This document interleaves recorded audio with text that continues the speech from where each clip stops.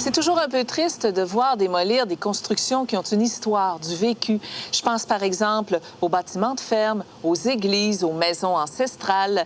Évidemment, on ne peut pas toutes les sauvegarder, mais l'artiste Éric Desprez le fait un peu à sa façon. C'est-à-dire qu'il en récupère les matériaux pour fabriquer ensuite des meubles et des sculptures, ce qui leur donne ainsi un second souffle. Ève Baudin est allée le rencontrer dans son atelier.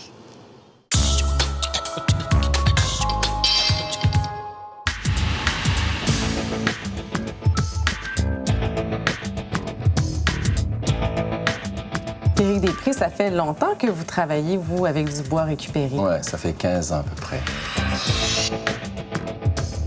Puis c'est quoi les pièces avec lesquelles vous travaillez? C'est des madriers, des poutres de soutien, que ce soit des poutres d'origine commerciale, industrielle ou résidentielle.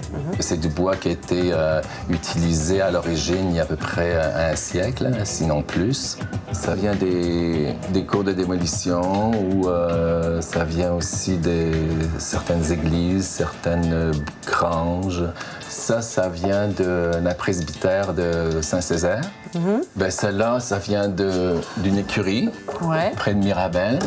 Donc, quand on est rentré, c'était ça qu'on voyait, parce que les chevaux avaient marché sur ce côté-là. Ah ouais. Donc, on voit toutes les traces, tout abîmé.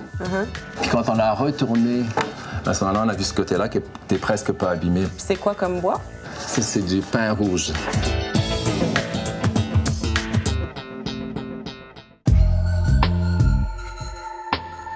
Est-ce que vous intervenez beaucoup, là, parce que tout ça devient du mobilier, surtout? Du mobilier, ou avec soit des grosses poutres comme ça, de grosses sections. Là, j'essaye de ne pas les couper du tout. OK. Je vais garder des pièces en gardant tout leur côté brut. Et parfois, c'est plus des planches comme ça.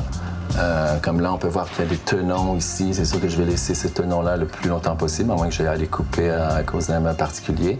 Et je laisse aussi le travail des insectes, qu'on voit qu'ils font comme des sculptures, des dentelles sur le bois. Ouais, c'est beau. Ouais, c'est vraiment c'est joli. super beau. En même temps que le travail qui est déjà fait par les ancêtres, si on veut, là, et qui sont déjà des œuvres en elles-mêmes, fait que j'essaye de les conserver le plus possible avec leur patine puis avec leur vécu.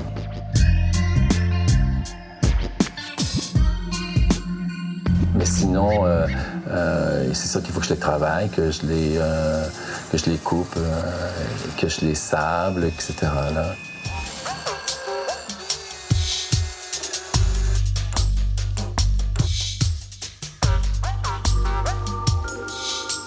Est-ce que vous avez déjà travaillé avec du bois neuf? Non, jamais. Je suis un peu contre la surconsommation des biens. Donc, c'est sûr qu'on peut toujours couper des arbres puis avoir du bois neuf. Puis, finalement, il y a tellement de bois à récupérer qu'on n'a pas besoin de faire ça, là. Qu'est-ce qui arriverait avec ces pièces de bois-là si vous ne preniez pas la peine de les récupérer? Bien, la plupart du temps, ça serait sûrement jeté parce que, bien souvent, il y a des clous, puis c'est des clous qui sont quand même assez difficiles à enlever. Donc, les ébénistes ne sont pas intéressés à prendre des pièces, c'est sûr, qui vont briser leur scie. Vous êtes un sauveur de poules. Ah oui.